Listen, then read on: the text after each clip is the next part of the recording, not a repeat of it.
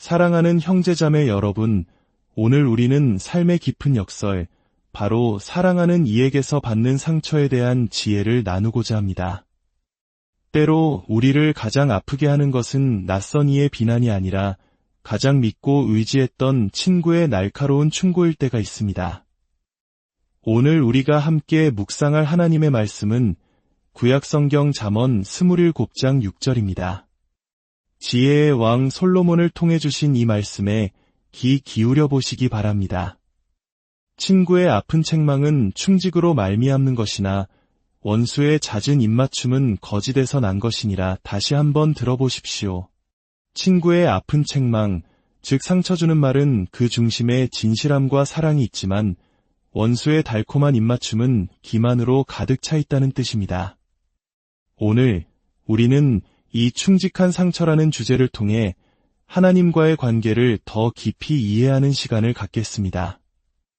이 깊은 지혜의 여정을 시작하기에 앞서 오늘 말씀이 여러분의 마음에 울림을 준다면 좋아요와 구독으로 저희 채널에 힘을 실어주시길 부탁드립니다.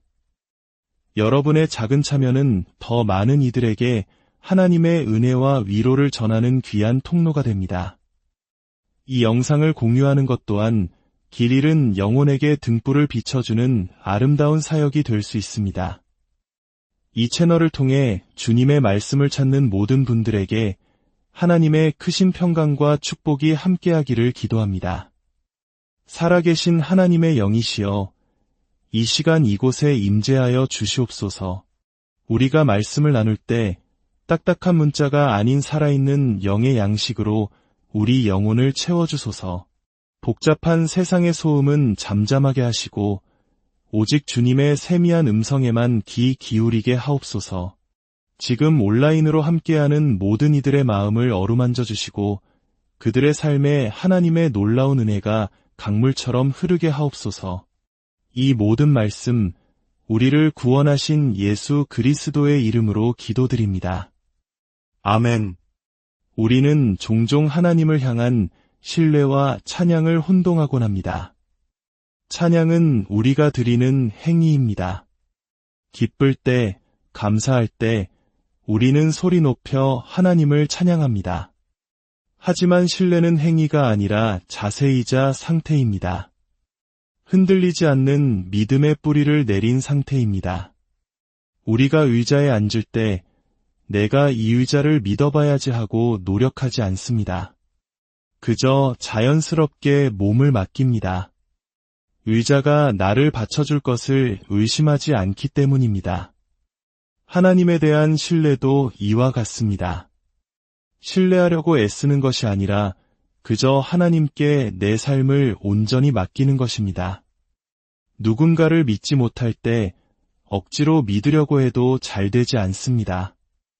하지만 그 사람이 오랜 시간 동안 한결같은 모습을 보여준다면 우리의 불신은 점차 신뢰로 바뀌게 됩니다. 변함이 없으신 하나님, 어제나 오늘이나 영원토록 동일하신 하나님을 경험할 때 우리는 비로소 그분을 신뢰하는 법을 배우게 됩니다. 그리고 그 신뢰의 관계 속에서 우리는 하나님의 친구가 됩니다. 성경은 아브라함이 하나님을 믿었을 때 그를 하나님의 벗이라 칭했다고 기록합니다. 하나님께서는 당신을 믿지 않는 자와는 친구가 되실 수 없습니다. 그러므로 우리가 나는 하나님의 친구입니다 라고 고백하는 것은 나는 하나님을 믿습니다 라는 위대한 선언입니다. 그리고 내가 하나님의 친구라면 하나님 또한 나의 친구가 되어주십니다. 예수님은 우리의 구원자이시며 주님이시지만 동시에 가장 가까운 우리의 친구이십니다. 오늘 본문은 바로 이 친구라는 관계에서 시작됩니다. 그리고 놀랍게도 그 친구가 우리에게 상처를 줄 수 있다고 말합니다. 생각해 보십시오. 우리 인생의 가장 깊은 고통과 시련의 순간 우리는 하나님이 나를 아프게 하신다고 느낀 적이 없었습니까? 마치 구약의 야곱처럼 하나님과의 씨름 끝에 환도뼈가 부러져 평생 다리를 절며 살아가야 했던 것처럼 우리도 때로는 이해할 수 없는 고통의 산을 절뚝이며 내려와야 할 때가 있습니다. 바로 그 순간이 우리가 하나님을 그저 믿는 수준을 넘어 온전히 신뢰해야 하는 때입니다. 제 삶에도 칠흑 같은 어둠의 터널을 지나던 때가 있었습니다. 한치 앞도 보이지 않았고 어떻게 빠져나와야 할지 막막했습니다. 그때 제가 할 수 있었던 유일한 것은 이것이었습니다. 하나님, 저는 주님을 신뢰합니다. 주님께서 이 어둠을 허락하셨다면 여기에는 분명 선한 뜻이 있을 줄 믿습니다. 지금 이 순간은 너무나 고통스럽지만 주님은 결코 저를 해하려 하지 않으심을 제가 압니다. 친구가 주는 상처는 충직하기 때문입니다. 진정한 친구는 관계가 조금 서먹해질 것을 각오하고서라도 진실을 말해주는 사람입니다. 어울리지 않는 옷을 입고 집을 나서는 친구에게 그 옷, 너한테는 좀 안 어울리는 것 같아 라고 솔직하게 말해줄 수 있는 용기가 필요합니다. 명백히 친구의 잘못인데도 그건 내 잘못이었어 라고 짚어줄 수 있어야 합니다. 진정한 우정은 때로 그런 위험을 감수해야 합니다. 부모가 길에서 뛰노는 아이를 향해 차가 돌진하는 것을 보았다고 상상해 보십시오. 부모는 아이를 거칠게 밀쳐낼 것입니다. 아이는 길바닥에 넘어지면서 무릎이 까져 피가 날 수도 있습니다. 아이는 왜 나를 밀쳤냐며 울음을 터뜨릴 것입니다. 하지만 그 상처는 아이를 미워해서가 아니라 더 큰 위험으로부터 아이를 구하기 위한 사랑의 행위였습니다. 까진 무릎의 아픔은 자동차에 치이는 끔찍한 사고에 비할 바가 못 됩니다. 때때로 하나님은 그렇게 우리를 밀치십니다. 우리가 더 큰 위험에 빠지지 않도록 우리의 무릎이 조금 까지는 것을 허락하십니다. 우리는 하나님, 저를 사랑하신다면 왜 이렇게 밀치시나요? 라고 원망하지만 주님은 말씀하십니다. 내가 너를 너무나 사랑하기에 밀쳐낸 것이란다. 잠깐의 눈물을 흘리더라도 영원한 파멸에 이르지 않도록 막아주는 것. 그것이 바로 친구 되신 하나님의 사랑입니다. 우리는 그분의 행동을 당장 이해하지 못할 수도 있지만 그분의 선한 의도를 신뢰해야 합니다. 우리는 종종 눈앞의 사건에만 매몰되어 그 너머에 있는 결과를 보지 못합니다. 단기적으로는 우리에게 상처를 주는 사건일지라도 장기적으로는 우리를 축복하기 위한 과정일 수 있습니다. 마치 심리치료사가 환자의 깊은 상처를 치유하기 위해 일부러 아픈 기억을 끄집어내는 것과 같습니다. 환자는 그 이야기는 하고 싶지 않아요 라며 피하려 하지만 치료사는 그 상처를 직면해야만 독소를 제거하고 진정한 치유가 시작될 수 있음을 압니다. 성경은 그가 채찍에 맞음으로 우리는 나음을 받았도다 라고 증언합니다. 참으로 이상하지 않습니까? 상처와 치유는 정반대의 개념 같지만 성경은 예수 그리스도의 상처를 통해 우리가 치유받았다고 선포합니다. 진정한 치유의 대가는 때로 고통스러운 상처를 감내하는 것입니다. 마치 암에 걸린 환자를 살리기 위해 의사가 수술칼로 몸을 가르는 것과 같습니다. 수술 직후 환자는 극심한 고통에 시달리지만 의사의 그 상처는 환자를 죽음에서 생명으로 옮기는 충직한 행위였습니다. 수술의 고통이라는 사건을 견뎌냈을 때 암이 사라진 건강이라는 결과를 맞이하게 되는 것입니다. 때로 우리가 하나님께 치유를 간구할 때 그분은 우리에게 상처를 허락하심으로 응답하십니다. 왜냐하면 친구의 상처는 충직하기 때문입니다. 반대로 원수의 입맞춤은 기만적입니다. 가룟 유다는 예수님을 배신할 때 입맞춤이라는 가장 친밀한 사랑의 표현을 사용했습니다. 육적인 사람, 즉 눈에 보이는 것, 귀에 들리는 것, 손에 만져지는 것에만 의존하는 사람들은 이 달콤한 입맞춤에 쉽게 속아 넘어갑니다. 누군가 나에게 친절하게 대하고 입에 발린 칭찬을 해준다고 해서 그 사람을 신뢰할 수 있는 것은 아닙니다. 진정한 사랑은 때로 거칠고 힘들고 긴장감을 유발합니다. 내가 당신을 정말 사랑한다면 당신이 벼랑 끝으로 걸어가는 것을 보고만 있지 않을 것입니다. 당신의 손을 더럽히더라도 당신과 씨름해서라도 당신을 올바른 길로 이끌려고 할 것입니다. 이것이 바로 고통 속에서 하나님을 신뢰하는 것입니다. 우리는 형통할 때가 아니라 해고당하고 이기에 처하고 그분의 방법을 이해할 수 없을 때 그분을 신뢰해야 합니다. 이제 우리는 요한복음 15장으로 넘어가 이 관계에 대해 더 깊이 파고들어 보겠습니다. 우리가 하나님과의 관계를 제대로 이해하지 못한다면 그분이 주시는 아픔, 즉 충직한 상처를 결코 견뎌낼 수 없기 때문입니다. 우리 한국인들은 전쟁의 폐허 속에서 한강의 기적을 일궈낸 강인한 역사를 가지고 있습니다. 그 시절 우리의 부모님과 조부모님 세대는 내일이 보이지 않는 캄캄한 현실 속에서도 더 나은 미래가 올 것이라는 믿음과 희망 하나로 하루하루를 버텨냈습니다. 어쩌면 하나님에 대한 신뢰란 바로 그런 암흑 속에서 희망의 빛을 붙잡는 것과 같을지 모릅니다.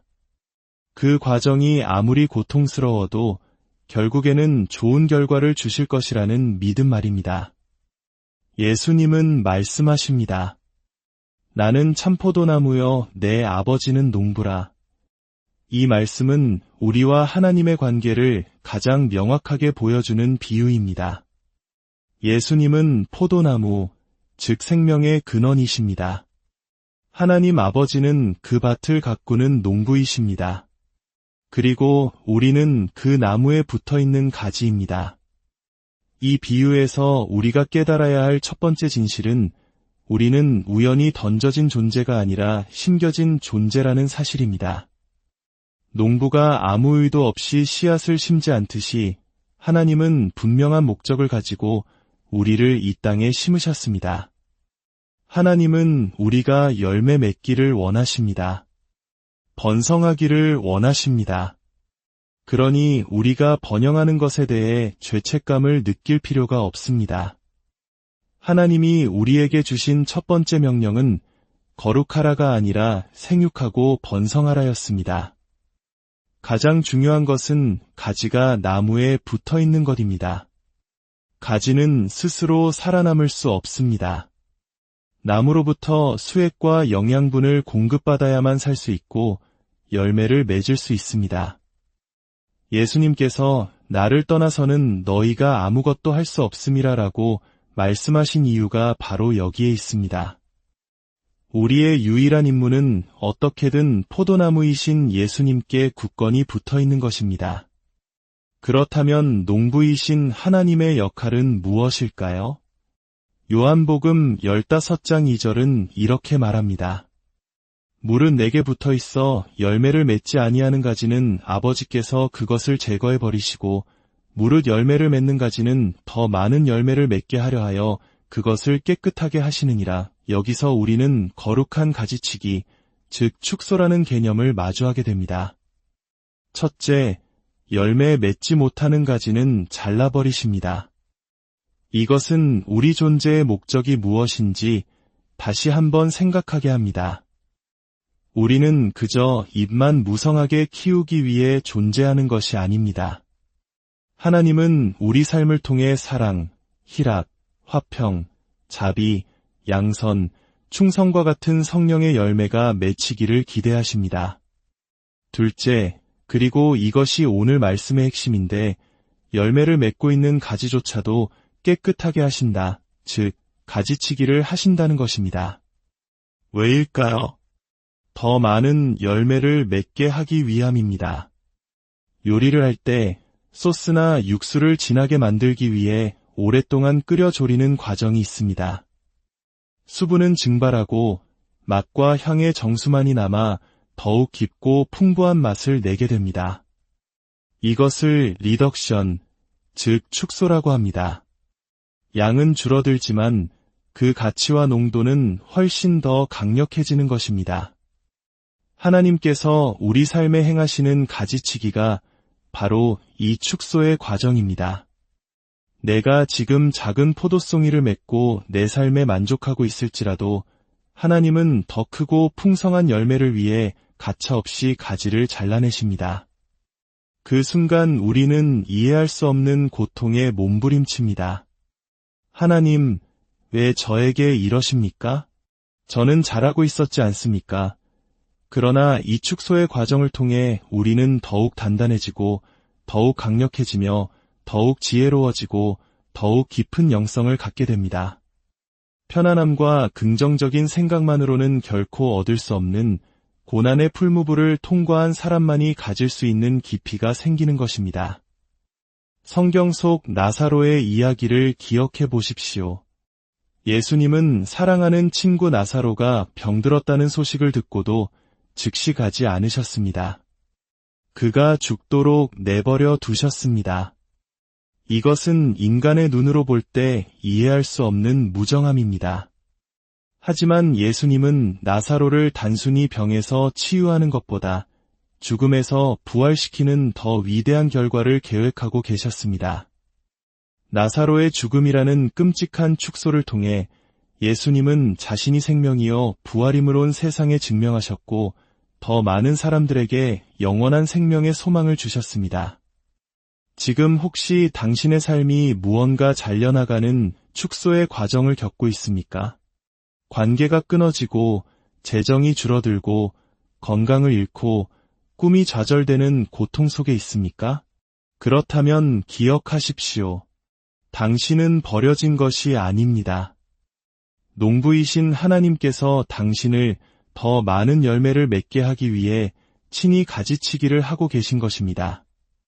그 아픔은 당신을 향한 미움의 증거가 아니라 더 깊은 사랑의 표현입니다. 폭풍우가 몰아치는 배 안에서 바울은 사람들에게 배에 머무르라고 외쳤습니다.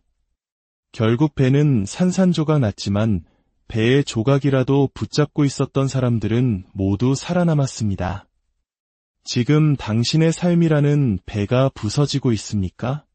괜찮습니다. 부서진 조각이라도 붙잡고 포도나무이신 주님께 끝까지 붙어 있으십시오. 그 연결만 놓지 않는다면 당신은 결코 죽지 않습니다. 악마는 우리가 이 고통의 순간에 하나님과의 연결을 끊어버리기를 원합니다. 우리를 분리시키려고 합니다. 그러나 우리는 이 축소의 과정 속에서도 하나님을 찬양할 수 있어야 합니다. 모든 것을 잃었던 욥처럼 주신 이도 여호와시오 거두신 이도 여호와시오니 여호와의 이름이 찬송을 받으실지니이다 라고 고백할 수 있어야 합니다. 사랑하는 성도 여러분, 이제 말씀을 맺겠습니다. 우리는 달콤한 거짓 입맞춤에 속아 넘어가는 어리석은 자가 되어서는 안 됩니다. 때로는 아플지라도 우리를 진정으로 사랑하기에 진실을 말씀하시고 우리를 더 위대한 존재로 만들기 위해 가지치기 하시는 하나님의 충직한 상처를 신뢰해야 합니다. 당신이 지금 겪고 있는 고통이 당신의 무릎을 까이게 한 하나님의 사랑의 손길임을 믿으십시오. 당신의 삶을 졸여서 더 진한 향기를 내게 하시는 하나님의 축소 과정임을 신뢰하십시오. 지금의 고통스러운 사건 너머에 예비된 영광스러운 결과를 바라보십시오. 농부의 날카로운 가위를 느낄 때에도 그분의 손길을 신뢰하는 힘을 발견하시기를 축복합니다. 모든 축소는 더 위대한 기름 부으심을 위한 준비이며 모든 상처는 더 깊은 치유의 약속임을 기억하십시오. 포도나무에 굳건히 붙어 있으십시오. 그러면 당신은 반드시 더 많은 열매를 맺게 될 것입니다. 이 말씀이 당신에게 위로와 힘이 되었다면 이 은혜를 주변 사람들과 나누어 주십시오. 당신의 좋아요와 구독은 우리가 이 희망의 메시지를 계속해서 전파하는 데 큰 격려가 됩니다. 당신과 당신의 가정 위에 하나님의 풍성한 축복이 넘치기를 기도합니다.